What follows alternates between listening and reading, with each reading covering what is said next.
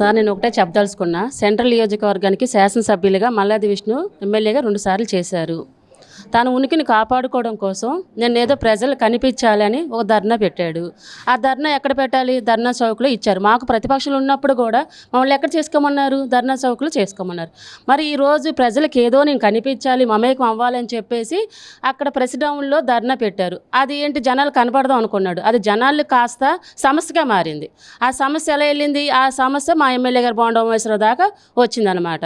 ఏంటి ఇక్కడ ట్రాఫిక్ జాము, జనాలు ఇబ్బంది పడుతున్నారు సార్ అని అంటే, మమ్మల్ని మీరు వెళ్ళండి అని మాకు ఆదేశాలు ఇచ్చారు ఎమ్మెల్యే గారు బోండా ఉమేశ్వరరావు. మేము వెళ్ళి చూడగా మీరు వెళ్ళి ఇక్కడ కాదండి ధర్నా చౌక్లో చేసుకోండి అని చెప్తే మా మీద వాళ్ళు గుడ్లు, టమాటాలు, వాటర్ బాటిల్ మా మీద వాళ్ళ లేడీస్ ఒక అదేంటంటే ఫైర్ బ్యాండ్, ఆ ఫైర్ బ్యాండ్ నేర్చుకున్న బ్యాండ్ వాళ్ళు ఏంటంటే ఆ గొడ్ల పార్టీ వాళ్ళు మా మీద మహిళల మీద విరుచుకుపడ్డారు.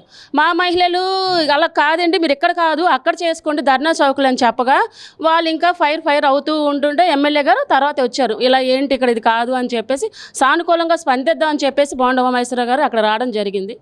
అది కాస్త కొంచెం వాళ్ళే రౌడీ బ్యాచ్, వాళ్ళే గోండాలు, అదంతా వాళ్ళకే దక్కుతుంది అక్కడ. దాంతోపాటు మా నియోజకవర్గంలో మా టీడీపీ మహిళ మీద సొంటి ఈశ్వరి 57 డివిజను ఆ మీద గుండుల మీద గుద్దారండి ఆ మహిళలు. గుద్దగా అక్కడ పక్క నేను నామ పట్టుకుందాం అని చెప్పేసి నేను పట్టుకోవడానికి వెళ్తే నేను కూడా పడిపోయాను. తర్వాత తన్ని హాస్పిటల్లో జాయిన్ చేసి ట్రీట్మెంట్ తీసుకోవాల్సిన అవసరం వచ్చింది. చూడండి, నేను ఆ ప్రజల్ని ఆలోచించవలసిందిగా కోరుచున్నాను.